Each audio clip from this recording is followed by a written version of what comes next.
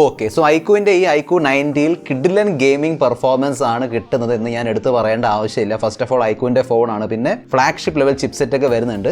പക്ഷേ എന്നെ ഇംപ്രസ് ചെയ്ത മറ്റൊരു കാര്യം കൂടിയുണ്ട്, അതാണ് ഈ ഒരു ഫോണിൻ്റെ camera hardware and camera performance. Okay, so 2 mega പിക്സലിൻ്റെ മാക്രോ, 2 മെഗാ പിക്സലിൻ്റെ ഈ ഡെപ്ത് സെൻസറൊക്കെ തന്ന് ബോറടിപ്പിക്കാതെ കംപ്ലീറ്റ്ലി 3 യൂസ്ഫുൾ ക്യാമറാസ് തന്നിട്ടുണ്ട്. സോ 50 മെഗാ പിക്സലിൻ്റെ ട്രിപ്പിൾ ക്യാമറ സെറ്റപ്പ് ആണ് വരുന്നത്. ഫസ്റ്റ് തന്നെ നമുക്ക് ക്യാമറ നോക്കാം, കൂടുതൽ സമയം വേസ്റ്റ് ചെയ്യാതെ ലെറ്റ്സ് റോൾ. 50 മെഗാ പിക്സലിൻ്റെ സാംസങ്ങിൻ്റെ GN5 സെൻസറാണ് വന്നിരിക്കുന്നത്. OIS സപ്പോർട്ട് ചെയ്യുന്നുണ്ട്. 13 മെഗാ പിക്സലിൻ്റെ അൾട്രാവൈഡ്. ഈ അൾട്രാവൈഡ് ക്യാമറ വെച്ച് നമുക്ക് മാക്രോ ഫോട്ടോസും എടുക്കാം. 12 മെഗാ പിക്സലിൻ്റെ ടെലിഫോട്ടോ അല്ലെങ്കിൽ portrait lens. 4K at 60 FPS ആണ് മാക്സിമം വീഡിയോ റെസൊല്യൂഷൻ. 16 മെഗാ പിക്സലിൻ്റെ സെൽഫി ക്യാമറയാണ് വന്നിരിക്കുന്നത്. 1080p at 30 FPS ആണ് maximum selfie video resolution. Okay, so camera samples ഞാൻ സൈഡ് ബൈ സൈഡ് ഷെയർ ചെയ്യുന്നുണ്ട്. അതിൻ്റെ കൂടെ തന്നെ എൻ്റെ ഒരു ഫസ്റ്റ് ഇംപ്രഷൻ അല്ലെങ്കിൽ എൻ്റെ ഒരു ഡീറ്റെയിൽഡ് ഇംപ്രഷൻ ഞാൻ പറഞ്ഞുതരാം. പഞ്ചി കളേഴ്സ് ആണ് കിട്ടുന്നത്. ഓക്കെ, സോ നല്ല വൈബ്രൻറ്റ് പഞ്ചി കളേഴ്സ് ആണ് വരുന്നത്. അതായത് ആ പച്ചപ്പൊക്കെ കണ്ടോ, പച്ചപ്പാണെങ്കിലും ആ സ്കൈയിലുള്ള ബ്ലൂ ഒക്കെ ആണെങ്കിലും ഇങ്ങനെ കത്തി നിൽക്കും, പക്ഷേ ഓവർ ആവുന്നില്ല കേട്ടോ. നല്ലൊരു ഐ പ്ലീസിങ് സെറ്റപ്പ് ആണ്. സോഷ്യൽ മീഡിയ റെഡി ഫോട്ടോസ് എന്നൊക്കെ നമുക്ക് വേണമെങ്കിൽ പറയാൻ പറ്റും. നല്ല ഫോട്ടോസ് ആണ് കിട്ടുന്നത്. ആ ഒരു സെൻസറിന്റെ ഡീറ്റെയിൽ ഒക്കെ നമുക്ക് കാണാനുണ്ട്. നല്ല കോൺട്രാസ്റ്റി ഡീറ്റെയിൽ ഉള്ള ഫോട്ടോസ് ആണ് തരുന്നത്. നിങ്ങൾ പ്രിഫർ ചെയ്യുന്നത് കുറച്ചും കൂടി നാച്ചുറൽ ടോൺ ആണെങ്കിൽ ഈ ഫോട്ടോസ് ചെറിയ രീതിയിൽ പ്രോസസ്ഡ് ഫോട്ടോസ് ആയിട്ട് നിങ്ങൾക്ക് ഫീൽ ചെയ്യാൻ ചാൻസ് ഉണ്ട്. പക്ഷേ എനിക്കിത് ഇഷ്ടപ്പെട്ടു, കാരണം ഡീറ്റെയിൽസ് ഉണ്ട്, ക്ലാരിറ്റി ഒക്കെ ഉണ്ട്. നല്ല ഫോട്ടോസ് ആണ് കിട്ടുന്നത്. ഹ്യൂമൻ സബ്ജക്റ്റിലുള്ള സ്കിൻ ടോൺ ഒക്കെ കറക്റ്റ് ആണ്, അങ്ങനെ വലിയ ഇഷ്യൂ ഒന്നുമില്ല. ഈവൻ ബാക്ക്ഗ്രൗണ്ട് ബ്ലർ, അതായത് നോർമൽ പോർട്രേറ്റ് ഫോട്ടോസിലുള്ള ബാക്ക്ഗ്രൗണ്ട് ബ്ലർ നല്ലതാണ്. സോ പോർട്രേറ്റ് ഫോട്ടോ ആണെങ്കിലും നോർമൽ ഫോട്ടോസ് ആണെങ്കിലും നല്ല രീതിയിൽ വരുന്നുണ്ട്. പിന്നെ ഇതിൽ 12 മെഗാ പിക്സലിൻ്റെ ഡെഡിക്കേറ്റഡ് ടെലിഫോട്ടോ അല്ലെങ്കിൽ പോർട്രേറ്റ് ലെൻസ് കൊടുത്തിട്ടുണ്ട്. അത് വെച്ച് നിങ്ങൾക്ക് വേണമെങ്കിൽ 2x സൂമിങ് ചെയ്ത് ഫോട്ടോസ് ഒക്കെ എടുക്കാൻ പറ്റും. അല്ലെങ്കിൽ ഇതുപോലുള്ള ക്ലോസപ്പ് പോർട്രേറ്റ് ഫോട്ടോസും എടുക്കാം. 13 മെഗാ പിക്സലിൻ്റെതാണ് അൾട്രാവൈഡ് ക്യാമറ. പ്രൈമറി ക്യാമറയുടെ അത്ര ഡീറ്റെയിൽസ് ഇല്ലെങ്കിലും ആ കളർ ഇതിന് മെയിൻറ്റെയിൻ ചെയ്യാൻ പറ്റുന്നുണ്ട്. സോ ആ ഒരു മങ്ങിയ സെറ്റപ്പ് അല്ലെങ്കിൽ ആ ഒരു ഡീസാച്ചുറേറ്റഡ് ഫെയ്ഡഡ് ലുക്ക് ഒന്നും അല്ല വരുന്നത്. നല്ല കളേഴ്സ് കിട്ടുന്നുണ്ട് അൾട്രാവൈഡിൽ. ഞാൻ സൈഡ് ബൈ സൈഡ് കാണിക്കുന്നുണ്ട്. ലെഫ്റ്റിലാണ് പ്രൈമറി ക്യാമറ ഫോട്ടോസ്, റൈറ്റിലാണ് അൾട്രാവൈഡ് ഫോട്ടോസ്. ഈ അൾട്രാവൈഡ് ക്യാമറ തന്നെ ഒരു മാക്രോ ലെൻസ് ആക്കിയതുകൊണ്ട്, പിന്നെ അതനുസരിച്ചുള്ള ഒരു ലെൻസ് കൊടുത്തിരിക്കുന്നതുകൊണ്ട് അത്യാവശ്യം നല്ല മാക്രോ ഫോട്ടോസ് കിട്ടുന്നുണ്ട്. ആ ഒരു മാക്രോന്റെ ഫീൽ നമുക്ക് അതിൽ കിട്ടുന്നുണ്ട്. മാക്രോന്റെ ഒരു വൈബ് ഉണ്ട്. 4K at 60 FPS ആണ് maximum video resolution. So 4K at 60 FPS OIS work ചെയ്യുന്നുണ്ട്. ഈവൻ EIS വർക്ക് ചെയ്യുന്നുണ്ട്. So optical image stabilization plus electronic image stabilization, ഈ രണ്ടും വർക്ക് ചെയ്യുന്നുണ്ട്. അതുകൊണ്ട് തന്നെ നല്ല സ്റ്റെബിലിറ്റി കിട്ടുന്നുണ്ട് വീഡിയോസിൽ, ഈവൻ അറ്റ് 4K 60 FPS. പിന്നെ കളേഴ്സ് ഒക്കെ ഓക്കെയാണ്. ആ സെയിം വൈബ്രൻറ്റ് കളേഴ്സ് നമ്മൾ ഫോട്ടോയിൽ കണ്ട അതേ രീതിയിലുള്ള വൈബ്രൻറ്റ് പഞ്ചി കളേഴ്സ് നമുക്ക് വീഡിയോസിനും കിട്ടുന്നുണ്ട്. നൈറ്റ് വീഡിയോ അല്ലെങ്കിൽ ലോ ലൈറ്റ് വീഡിയോൻ്റെ ക്വാളിറ്റി ഇമ്പ്രൂവ് ചെയ്യാൻ വേണ്ടി, അതായത് ഗ്രെയിൻസ് ഒക്കെ കുറയ്ക്കാൻ വേണ്ടി, പിന്നെ കുറച്ചും കൂടി എക്സ്പോഷർ കറക്ഷനൊക്കെ ബെറ്റർ ആയിട്ട് ചെയ്യാൻ വേണ്ടി ഈ ഫോണിൽ വിവോൻ്റെ V1+ ചിപ്പും എക്സ്ട്രാ ആയിട്ട് അഡീഷണൽ ആയിട്ട് കൊടുത്തിട്ടുണ്ട്.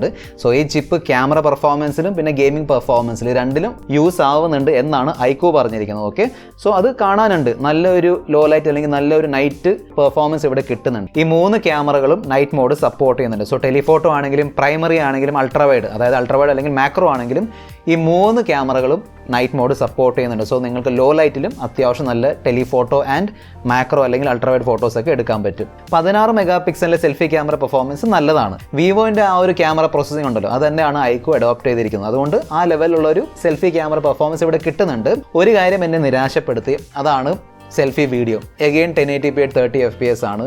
ഈ മിക്ക എല്ലാ ബ്രാൻഡുകൾ ഇതാണ് ചെയ്യുന്നത്. എന്തുകൊണ്ടാണെന്ന് എനിക്കറിയില്ല. കാരണം ഇത്രയും പവർഫുൾ ഒരു ചിപ്സെറ്റ് ആണ് 8+ Gen 1. സോ ഈസിലി അതിന് വേണമെങ്കിൽ 4K 30 FPS സെൽഫിയൊക്കെ ഹാൻഡിൽ ചെയ്യാൻ പറ്റും. പക്ഷേ ഇവിടെ ആ ഒരു ഓപ്ഷൻ വരുന്നില്ല. So maximum 1080p at 30 FPS ആണ്. സ്റ്റെബിലൈസേഷൻ ഒക്കെ ഓക്കെ ആണ്, അങ്ങനെ ഭയങ്കരമായ സ്റ്റെബിലൈസേഷൻ ഒന്നുമില്ല. സോ റിയർ ക്യാമറ പെർഫോമൻസ് അടിപൊളിയാണ്. Selfie camera performance is okay. Camera performance നല്ലതാണ് ഞാൻ പറയുന്നുണ്ടെങ്കിലും നിങ്ങൾ ഇതെടുത്ത് S22 അൾട്രേൻ്റെ ക്യാമറ പെർഫോമൻസുമായിട്ട് കമ്പയർ ചെയ്ത് കേട്ടോ. അത് വേറെ ലീഗിലുള്ള സംഭവമാണ്. അതിൻ്റെ പ്രൈസും അത്യാവശ്യം കൂടുതലാണ്. ഇതിൻ്റെ, അതായത് ഈ ഫോണിൻ്റെ പ്രൈസ് വെച്ച് നോക്കുമ്പോൾ എനിക്ക് ഇതിൻ്റെ ക്യാമറ പെർഫോമൻസ് ശരിക്കും ഇഷ്ടപ്പെട്ടു. ഞാൻ അൺബോക്സിങ് കാണിക്കാൻ മറന്നുമല്ല. പെട്ടെന്ന് നമുക്കൊരു ക്വിക്ക് അൺബോക്സിങ് കണ്ടിട്ട് വരാം. ഓക്കെ, സോ ഒരു ടിപ്പിക്കൽ iQOOൻ്റെ പാക്കേജിംഗ് ആണ്. ബോക്സിൽ ഫോൺ വരുന്നുണ്ട്, ഡോക്യുമെൻറ്റ്സ്, 120 വാട്ടിൻ്റെ ഒരു super fast charging, Type-C to Type-C charging cable, Type-C to 3.5mm headphone jack. 205 ഗ്രാമാണ് ഈ ഒരു ഫോണിൻ്റെ weight. Just above average weight ആണ്, 205 ഗ്രാം എന്ന് പറയുന്നത്. പക്ഷേ ആ ഒരു വെയിറ്റ് നമ്മൾ ഈ ഒരു ഫോൺ കയ്യിലെടുക്കുമ്പോൾ ഫീൽ ആവുന്നില്ല. നല്ലൊരു വെയിറ്റ് ഡിസ്ട്രിബ്യൂഷൻ ചെയ്തിട്ടുണ്ട്. 8.3mm ആണ് തിക്നെസ്. പിന്നെ ബാക്കിൻ്റെ ഡിസൈൻ ഉണ്ടല്ലോ, ഈ പോർഷൻ മാറ്റ് ആണ്. സോ ഇവിടെ അങ്ങനെ ഫിംഗർ പ്രിൻറ്റും സ്മജസ് ഒന്നുമില്ല. പക്ഷേ മേളുള്ള പോർഷൻ കുറച്ചും കൂടി ഗ്ലോസി ആണ്. സോ അവിടെ ഫിംഗർ പ്രിൻറ്റ് സ്മജസ് ഒക്കെ വരുന്നുണ്ട്. സോ ഒരു സ്പ്ലിറ്റ് ഡിസൈൻ ആണ് കൊടുത്തിരിക്കുന്നത്. ഇതിൻ്റെ മറ്റൊരു ലുക്കും കൂടി ഉണ്ട്, അതാണ് വൈറ്റ്. ഇത് ആൽഫയാണ്, മറ്റേ ലെജൻഡാണ്. സോ ലെജൻഡിൽ ആ ഒരു BMW സ്ട്രിപ്പൊക്കെ വരുന്നുണ്ട്. സോ നിങ്ങളുടെ ഒരു പ്രിഫറൻസ് അനുസരിച്ച് നിങ്ങൾക്ക് ഒരെണ്ണം സെലക്ട് ചെയ്യാം. ഇത് കുറച്ചും കൂടി ക്ലാസി സട്ടലാണ്, അത് കുറച്ചും കൂടി ബോൾഡ് അല്ലെങ്കിൽ ഫ്ലാഷിയാണ്. എനിക്കതാണ് ഇഷ്ടം, ഓക്കെ, ഫ്രാങ്ക്ലി. എനിവേ, സോ ഗ്ലാസിൻ്റെ ബാക്ക് വരുന്നുണ്ട്, മെറ്റലിൻ്റെ ഫ്രെയിമാണ് കൊടുത്തിരിക്കുന്നത്, IP52 റേറ്റിംഗും വരുന്നുണ്ട്. ഫോണിൻ്റെ ടോപ്പിൽ noise cancellation mic and IR blaster. ഫോണിൻ്റെ റൈറ്റ് സൈഡിൽ volume rocker and power button ഉണ്ട്. ലെഫ്റ്റ് സൈഡിൽ ഒന്നുമില്ല, പ്ലെയിൻ ആണ്. Bottom firing speakers, USB Type-C port, mic and SIM slot. Micro SD കാർഡിന് വേണ്ടിയുള്ള സ്പേസ് വരുന്നില്ല, കാരണം ഡ്യുവൽ സിം സ്ലോട്ട് ആണ് കൊടുത്തിരിക്കുന്നത്. പിന്നെ അത്യാവശ്യം ഹൈറ്റ് ഉള്ള ഫോണാണ്. സോ വൺ ഹാൻഡ് ഫോണെന്ന് ഒരിക്കലും പറയാൻ പറ്റത്തില്ല. അത് നല്ലതാണ്, കാരണം ഈ ഒരു ഫോൺ ഉണ്ടാക്കിയിരിക്കുന്നത് ഗെയിമിങ്ങിനെ മനസ്സിൽ വെച്ചുകൊണ്ടാണ്, ഗെയിമേഴ്സിന് വേണ്ടിയാണ്. സോ എത്ര വലിയ ഡിസ്പ്ലേ കിട്ടുന്നോ അത്രയും നല്ലത്, അത്രയും വലിയൊരു വ്യൂയിങ് എക്സ്പീരിയൻസ് കിട്ടും. സോ 6.78 ഇഞ്ചിൻ്റെ full HD plus 120 Hz refresh rate support ചെയ്യുന്ന ഒരു E5 AMOLED ഡിസ്പ്ലേ ആണ് വന്നിരിക്കുന്നത്. 360 Hz ആണ് touch sampling, 1200 Hz instant touch sampling വരുന്നുണ്ട്. സ്കോട്ട് സെൻസേഷൻ ആൽഫൻ്റെ ആണ് display protection. HDR10+ certification support ചെയ്യുന്നുണ്ട്. സോ നിങ്ങൾക്ക് ഈസിലി നെറ്റ്ഫ്ലിക്സിലൊക്കെ HDR വീഡിയോസ് കാണാൻ പറ്റും. വൈഡ് വൈൻ L1 വരുന്നുണ്ട്. So OTT platforms, Netflix, even YouTube, Amazon പ്രൈമിലൊക്കെ 1080p full HD content stream ചെയ്യാൻ പറ്റുന്നുണ്ട്. നല്ലൊരു ഡിസ്പ്ലേ ആണ്. ഡിസ്പ്ലേൻ്റെ പോയിന്റ് ഓഫ് വ്യൂ ഒരു കംപ്ലൈൻറ്റും ഇല്ല.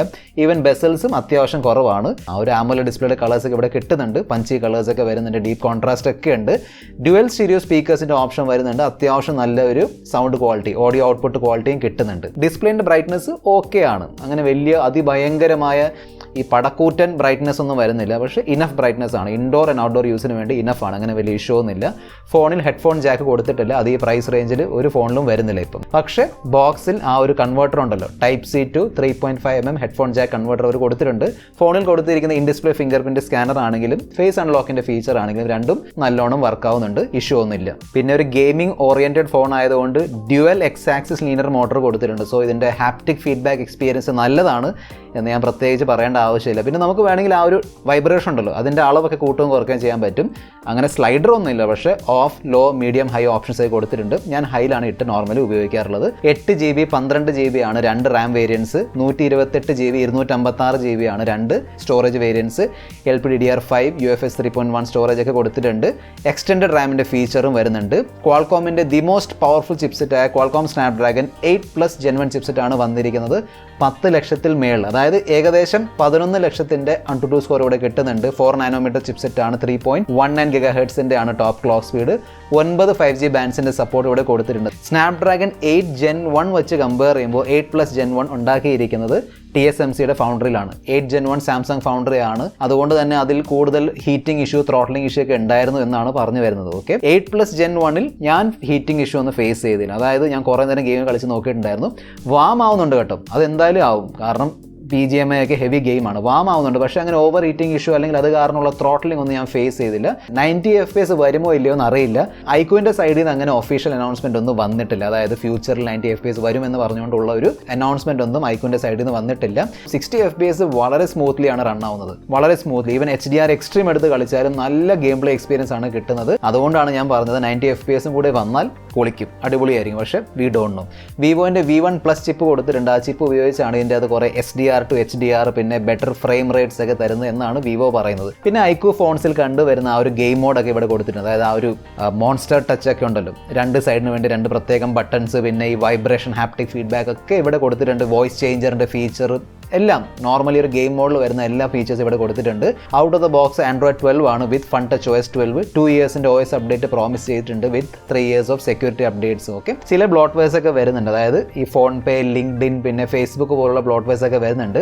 ആ ഹോട്ട് ആപ്സും ഹോട്ട് ഗെയിംസ് ഇതുവരെ എടുത്ത് മാറ്റിയിട്ടില്ല. ഞാൻ പറഞ്ഞിട്ട് കാര്യമില്ല, അവർക്ക് തോന്നണം. സെറ്റിംഗ്സിൽ പോയിട്ട് ഹൈഡ് ചെയ്യാം. 4700 mAh ബാറ്ററിയാണ് കൊടുത്തിരിക്കുന്നത്.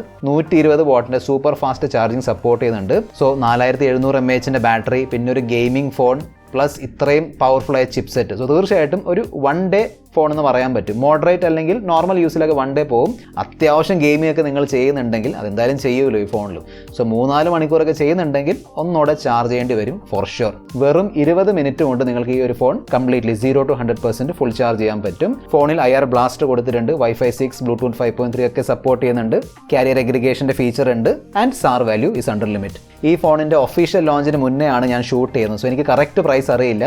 As per rumours, as per leaks, പിന്നെ iQOO തന്നൊരു ഹിൻ്റ് ഒക്കെ അനുസരിച്ച് മിക്കവാറും ഓഫറൊക്കെ ചേർത്ത് 47, 46, 47,000, 48,000 ആ പ്രൈസ് റേഞ്ചിലാണ് വരാൻ പോകുന്നത്. പിന്നെ ചിലർക്ക് ഡൗട്ട് ഉണ്ട്, അതായത് ഇതിൻ്റെ സർവീസിങ് എവിടെയാണ് iQOO ഫോൺസിൻ്റെ. സോ വിവോൻ്റെ ഏത് സർവീസ് സെൻറ്ററിൽ കൊണ്ടുപോയാലും നിങ്ങൾക്ക് iQOOൻ്റെ ഫോൺസും അവിടെ സർവീസ് ചെയ്യാൻ പറ്റും. ഈ ഒരു ഫോണിൻ്റെ കുറവുകൾ നോക്കുകയാണെങ്കിൽ ഡ്രോബാക്ക് എന്ന് ഞാൻ പറയില്ല, കാരണം ഈ ഒരു പ്രൈസിൽ ഇത്രയും ഫീച്ചേഴ്സ് ഇവർ കുത്തി നിറച്ച് വെച്ചിട്ടുണ്ട്. സോ എവിടെയെങ്കിലും കോസ്റ്റ് കട്ടിംഗ് ഒക്കെ ചെയ്യേണ്ടി വരും. സോ IP68 അല്ലെങ്കിൽ IP67 rating, water proof rating ഒന്നും വരുന്നില്ല. IP52 റേറ്റിംഗ് ആണ് കൊടുത്തിരിക്കുന്നത്. പിന്നെ ആ ഒരു ബാക്കിൽ ഗ്ലാസ് പ്രൊട്ടക്ഷൻ ഒന്നും വരുന്നില്ല. ബാക്കിൽ ഗ്ലാസ് ഉണ്ട്, AG ഗ്ലാസ് ആണ്, പക്ഷേ ഗ്ലാസിൻ്റെ പ്രൊട്ടക്ഷൻ ഇല്ല. ഈവൻ ഡിസ്പ്ലേയിലും സ്കോട്ട് സെൻസേഷൻ പ്രൊട്ടക്ഷൻ ആണ് കൊടുത്തിരിക്കുന്നത്. സോ ഗൊറില്ല ഗ്ലാസിൻ്റെ പ്രൊട്ടക്ഷൻ ഒന്നും വരുന്നില്ല. ഓക്കെ, പക്ഷേ എന്തായാലും ക്യാമറ ഡിപ്പാർട്ട്മെന്റിൽ ഇവർ കോസ്റ്റ് കട്ടിംഗ് ചെയ്തിട്ടില്ല. അവിടെ എന്തായാലും നമുക്ക് എടുത്ത് പറഞ്ഞേ പറ്റും. അതായത് ഈ 2 mega pixel macro, 2 mega pixel depth ഒന്നും കൊടുത്തിട്ടില്ല, പ്രോപ്പർ 3 ക്യാമറാസ് കൊടുത്തിട്ടുണ്ട്. സോ തീർച്ചയായിട്ടും ഈ പ്രൈസ് പോയിന്റിൽ നല്ലൊരു പാക്കേജ് ആണ്. സ്പെഷ്യലി നിങ്ങൾ ഈ പീക്ക് പെർഫോമൻസ്, ഗെയിമിംഗ് പെർഫോമൻസ് ഒക്കെ നോക്കുന്നുണ്ടെങ്കിൽ, അതിൻ്റെ കൂടെ തന്നെ അത്യാവശ്യം നല്ല ക്യാമറ പെർഫോമൻസ് നോക്കുന്നുണ്ടെങ്കിൽ തീർച്ചയായിട്ടും നോക്കാവുന്ന ഒരു ഫോണാണ് iQOOൻ്റെ iQOO 90. ബാക്കി നിങ്ങളുടെ അഭിപ്രായം കൂടെ താഴെ കമന്റ് ബോക്സ് എഴുതി അറിയിക്കുക. This is your friend mister perfect signing off. Good bye.